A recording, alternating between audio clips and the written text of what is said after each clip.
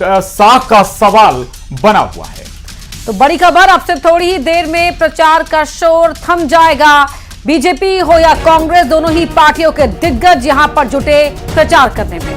तो आज प्रचार का आखिरी दिन है और कुछ ही वक्त में प्रचार का शोर भी थम जाएगा। दरअसल अमरवाड़ा नाक का और साख का सवाल दोनों सियासी दलों ने बनाया हुआ है। कांग्रेस की हर मुमकिन कोशिश अमरवाड़ा सीट को बचाए रखने की है, तो बीजेपी अमरवाड़ा सीट पर या कहें छिंदवाड़ा की इस महत्वपूर्ण सीट पर सेंध लगाने के लिए पूरी ताकत झोंक रही है। मुख्यमंत्री मोहन यादव भी लगातार यहां पर चुनाव प्रचार में जुटे रहे।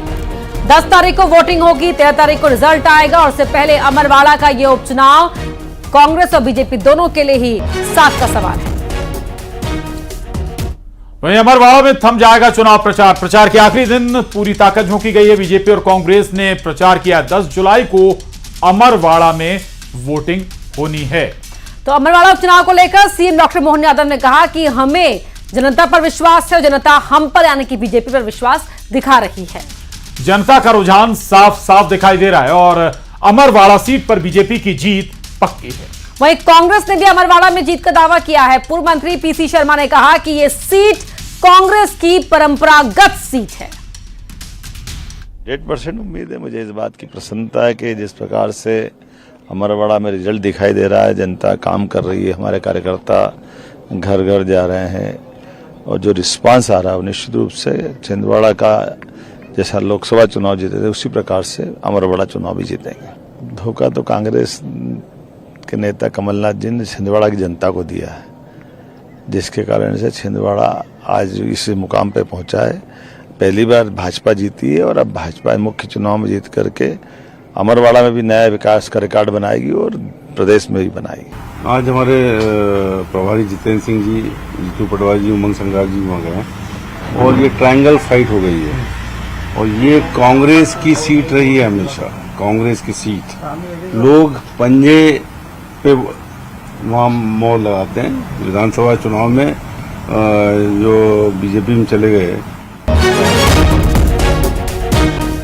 तो बड़ी खबर आपको बता रहे हैं, अमरवाड़ा में चुनाव का प्रचार थम गया है और अब डोर टू डोर प्रचार करेंगे नेता। लेकिन अभी फिलहाल जो प्रचार का शोर था वो थम चुका है। और 10 जुलाई को अमरवाड़ा में वोटिंग होगी। बीजेपी और कांग्रेस ने जोरदार प्रचार किया है। प्रचार के आखिरी दिन पूरी ताकत झोंकी, लेकिन अब वक्त केवल डोर टू डोर प्रचार का है, यानी नेता घर घर जाकर अपनी बात रखेंगे, अपने पक्ष में वोट करने की अपील करेंगे। लेकिन बाकी जो प्रचार है दोनों पक्ष दोनों तरफ से थम चुका है। पूरी ताकत लगाई है कांग्रेस और बीजेपी ने। या हम कहें कि जो टॉप लीडरशिप है प्रदेश की, उसने अमरवाड़ा उपचुनाव के लिए ताकत झोंकी। बीजेपी की तरफ से न केवल मुख्यमंत्री डॉक्टर मोहन यादव, तमाम दूसरे बड़े नेता भी जमीन पर लगे रहे। तो अमरवाड़ा का अगर जिक्र करें तो खुद पीसीसी चीफ जीतू पटवारी और पूर्व मुख्यमंत्री कमलनाथ ने ताकत झोंकी है अमरवाड़ा सीट बचाने की। अमरवाड़ा उपचुनाव को बीजेपी उपचुनाव की तरह नहीं बल्कि चुनाव की तरह देख रही है। नामांकन की तस्वीर आपके टीवी स्क्रीन पर है। जब कमलेश शाह अपना नॉमिनेशन फाइल करने पहुंचे थे तो उनके साथ सीएम तक मौजूद रहे और इसीलिए अमरवाड़ा उपचुनाव को लेकर दोनों ही पार्टियों ने अपनी पूरी ताकत लगाई हुई है। राजेश करमिले हमारे सहयोगी प्रशांत हमारे साथ छिंदवाड़ा से जुड़ रहे हैं। राजेश, शोर थम चुका है अब प्रचार का, अभी क्या स्थिति है वहां पर? ये देखिए, आज अंतिम सभा जो है वो मुख्यमंत्री ने ली है। 3 से 4 सभाएं मुख्यमंत्री की अभी हाल में हो चुकी है। यहाँ पर कैंप भी किया था उन्होंने। इसके अलावा कांग्रेस के प्रदेश अध्यक्ष जो है जीतू पटवारी लगातार कैंप किए हुए हैं। आज उमंग सिंघार से लेकर के तमाम यहाँ के कांग्रेस के जो बड़े लीडर्स हैं, नकुलनाथ स्वयं यहाँ मौजूद रहे, चुनाव प्रचार किया, रैलियाँ निकली। खुद मुख्यमंत्री मोहन यादव ने भाजपा की तरफ से 2 सभाएं ली, एक बटका खापा में और एक अमरवाड़ा में। ये जो चुनाव है निश्चित तौर पे दोनों की नाक का बाल बना हुआ है और यही वजह है कि पिछले 15 दिन से लगातार चुनावी शोरगुल यहाँ चल रहा है। तमाम बड़े नेता यहाँ आए हैं। बीजेपी ने पूरी ताकत झोंकी है। संपत्तिया उइके जो पीएचई मंत्री थी उन्होंने यहाँ कमान सवाल के रखी थी। इसके अलावा सांसद विवेक बंटी साहू लगातार वहाँ पे मौजूद थे। कुल मिलाकर ये जो इलेक्शन है ये राजा बनाम महाराजा बनाने की कोशिश की गई है। चूंकि राजा कमलेश शाह कांग्रेस से बीजेपी में आए हैं। इसके अलावा जो कांग्रेस ने जिन्हें टिकट दी है वो आंचलकुंड दरबार से। लेकिन राजेश थोड़ा सा जरूर समझाइए, आपने जिनका जिक्र कर रहे हैं वो कांग्रेस छोड़ बीजेपी में आए हैं, लेकिन ये कांग्रेस की प्रतिष्ठा वाला मामला भी है। लोकसभा चुनाव में बीजेपी ने बड़ा डेंट दे दिया, अब क्या विधानसभा में स्थिति आपको बदलती कुछ नजर आ रही है? जी बिल्कुल, देखिए पहले के जो आसार थे उसमें साफ लग रहा था कि जिस तरह से लोकसभा में डेंट मिला है, खासतौर पे अमरवाड़ा जो सीट आदिवासियों का बाहुल्य इलाका माना जाता है, गोंडवाना गणतंत्र पार्टी जो थी उसके प्रत्याशी ने 40,000 के आसपास वोट हासिल कर लिए थे। इस बार भी कमोवेश वही प्रत्याशी विधानसभा में मैदान में। निश्चित तौर पे अगर गोंडवाना ने डेंट किया, बड़ा डेंट किया, तो कांग्रेस के लिए फजीयत हो जाएगी। एक बात जरूर है कि जिस तरीके से प्रत्याशी कांग्रेस ने चुना है, धार्मिक तौर पर उसकी महत्ता जरूर दिखाई दे रही है। बीजेपी भी इसको लेकर चिंतित है, टफ चुनाव है बीजेपी का ये मानना, लेकिन सबकी निगाहें गोंडवाना गणतंत्र पार्टी पर टिकी हुई है कि आखिर वो कितने वोट लेगी। जीजीपी किसको डेंट करेगी ये देखना रहेगा और वही तय करेगा कि चुनाव में जीत कौन हासिल करता है। लेकिन बीजेपी ने अपने प्रचार के तरीके से और अपनी मौजूदगी से दिखा दिया है कि वो इस उपचुनाव को भी चुनाव की तरह ही देख रही है, पूरी गंभीरता के साथ ले रही है। बहुत शुक्रिया राजेश आपका इस पूरी बातचीत के लिए।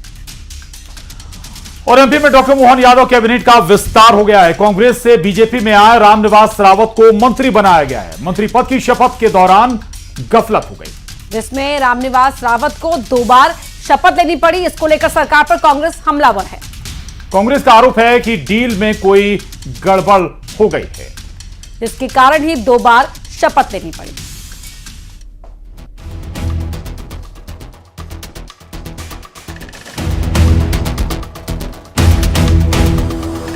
मध्य प्रदेश में मोहन कैबिनेट का विस्तार हो गया है। कांग्रेस छोड़कर बीजेपी में शामिल हुए विधायक रामनिवास रावत को कैबिनेट में शामिल किया गया है। शपथ के दौरान एक अजब गजब वाकया हो गया। विधायक रामनिवास रावत को 2 बार शपथ लेनी पड़ी। दरअसल रामनिवास रावत को कैबिनेट मंत्री की शपथ लेनी थी, लेकिन उन्होंने गलती से राज्य मंत्री की शपथ ले ली। मैं मध्य प्रदेश के राज्य मंत्री के रूप में अपने कर्तव्यों का श्रद्धापूर्वक और शुद्ध अंतःकरण से निर्वहन करूंगा। जब गलती का एहसास हुआ तो उनको कैबिनेट मंत्री की शपथ दिलाई गई। रामनिवास रावत ने राजभवन में कैबिनेट मंत्री पद की शपथ ली। मैं मध्य प्रदेश राज्य के मंत्री के रूप में अपने कर्तव्यों का श्रद्धापूर्वक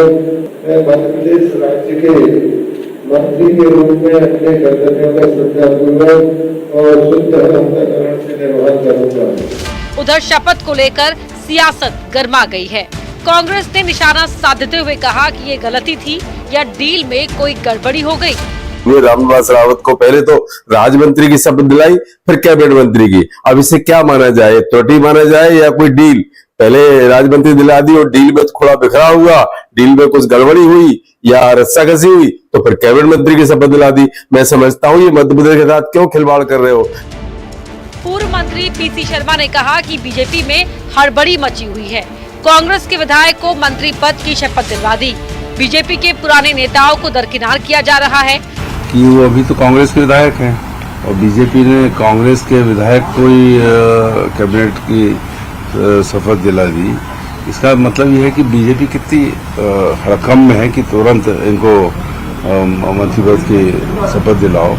और नाम सुन रहे थे समाचार में सब जगह कि भार्गव जी और 2-3 लोग और लेने वाले थे, पता नहीं उनका क्या हुआ। उधर सीएम डॉक्टर मोहन यादव ने कहा कि रामनिवास रावत के राजनीतिक अनुभव का प्रदेश को लाभ मिलेगा, साथ ही चंबल के विकास में तेजी आएगी। के लिए उनका अपना संसदीय जीवन लंबा है, उनका अपना अनुभव भी बहुत है। मैं समझ सकता हूं कि पूरे प्रदेश को, खास करके हमारे चंबल अंचल में उनकी अपनी गहरी पकड़ भी है और वो क्षेत्र ऐसा आता है जहाँ विकास की बहुत संभावना है। मध्य प्रदेश सरकार उनकी भावना के अनुसार लगातार अच्छे से अच्छा काम करेगी और प्रदेश की सेवा करेगी। मेरी अपनी ओर से बधाई। रामनिवास रावत 6 बार के विधायक हैं। रावत दिग्विजय सरकार में भी मंत्री रह चुके हैं। लोकसभा चुनाव के दौरान रावत कांग्रेस छोड़कर बीजेपी में शामिल हुए थे। Bureau report, news 18।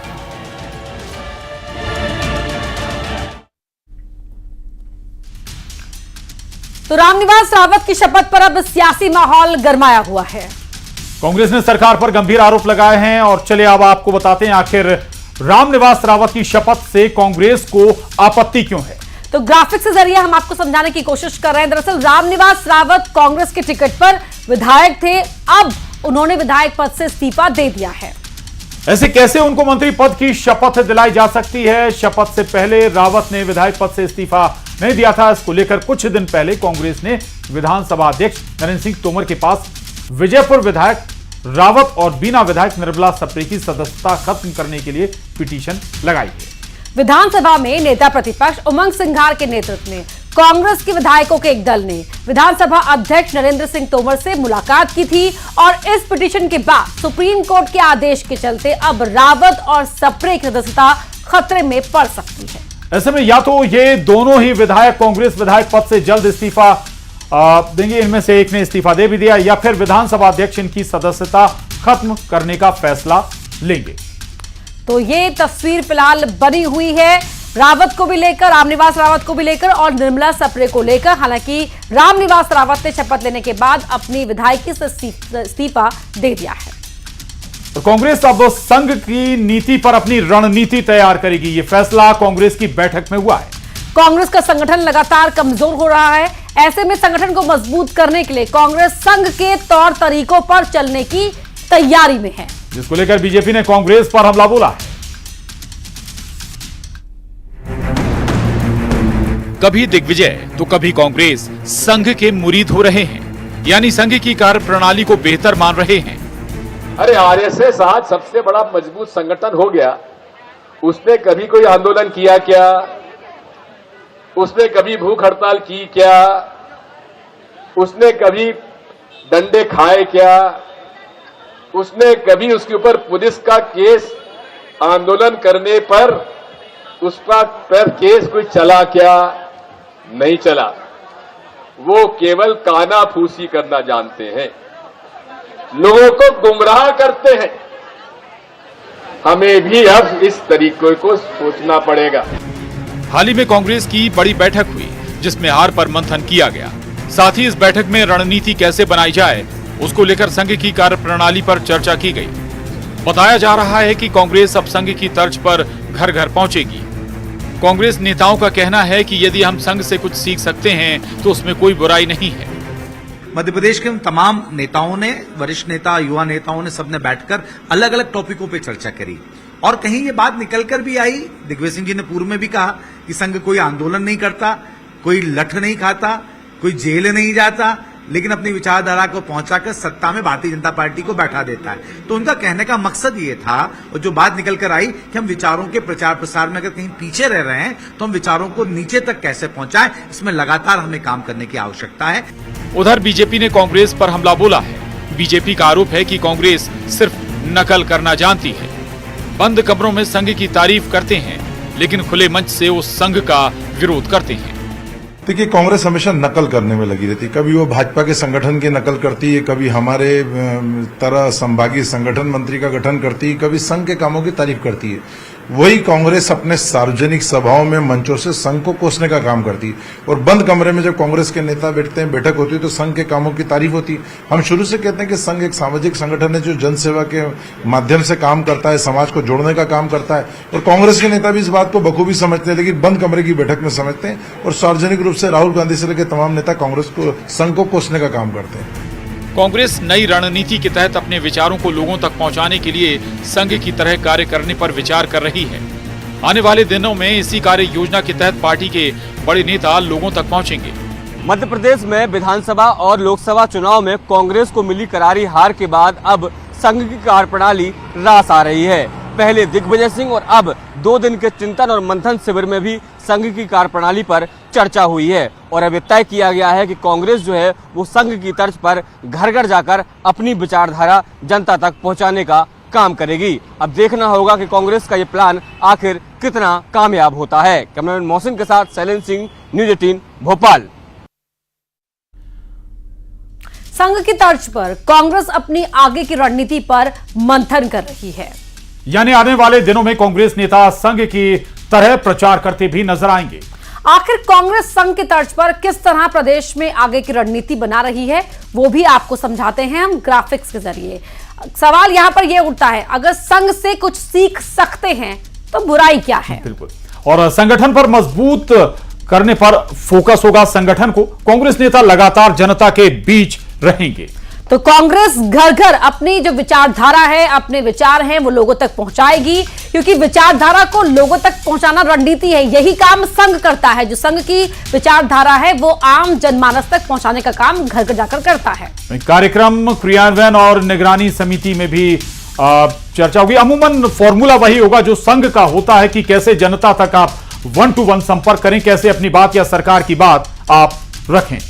बिल्कुल, क्योंकि संघ की कितनी खास और मजबूत पकड़ रहती है प्रशांत, वो हम सबने देखा ही है। शैलेंद्र भदौरिया हमारे साथ जुड़ गए हैं लाइव इसी खबर पर। शैलेंद्र, यहां पर बीजेपी सवाल इस बात को लेकर भी उठा रही है कि संघ की बुराई करते हैं खुले मंच पर आकर, लेकिन बंद कमरों में संघ की विचारधारा, संघ की रणनीति पर मंथन करने पर कांग्रेस मजबूर हो गई है।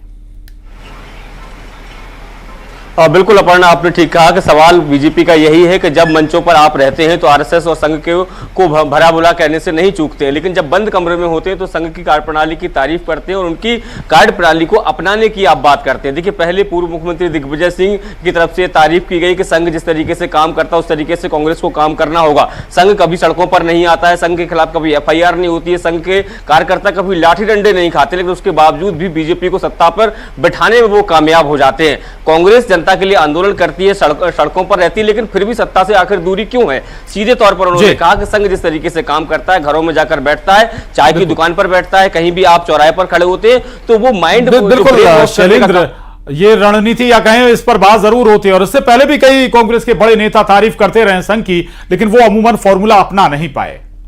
बढ़ते आगे, बात करते हैं भोपाल की, जहां के हमीदिया अस्पताल में एक बड़ा हादसा टल गया। बताया जा रहा है कि बारिश के कारण अस्पताल इमरजेंसी में छत का एक बड़ा हिस्सा टूट कर गिर गया है। हालांकि गनीमत रही कि दौरान किसी के हताहत होने की खबर नहीं है, लेकिन डॉक्टर वहां मौजूद थे, वो बाल बाल बच गए। और बताया जा रहा है कि अस्पताल की बिल्डिंग 727 करोड़ रुपए से बनी है।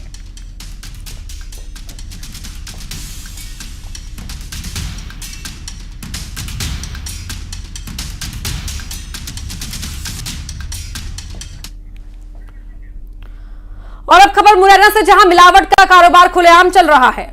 मिलावटी पनीर खाने से 6 लोगों की तबीयत बिगड़ गई, इसमें महिला और बच्चे भी शामिल हैं। ये सभी लोग एक ही परिवार के बताए जा रहे हैं। तबीयत खराब होने के बाद लोगों को कैलारस के सामुदायिक स्वास्थ्य केंद्र में एडमिट कराया गया। उधर पुलिस सब मामले की जांच में जुटी हुई है, आखिर कैसे मिलावटी या फिर जहरीला पनीर यहां तक पहुंच गया।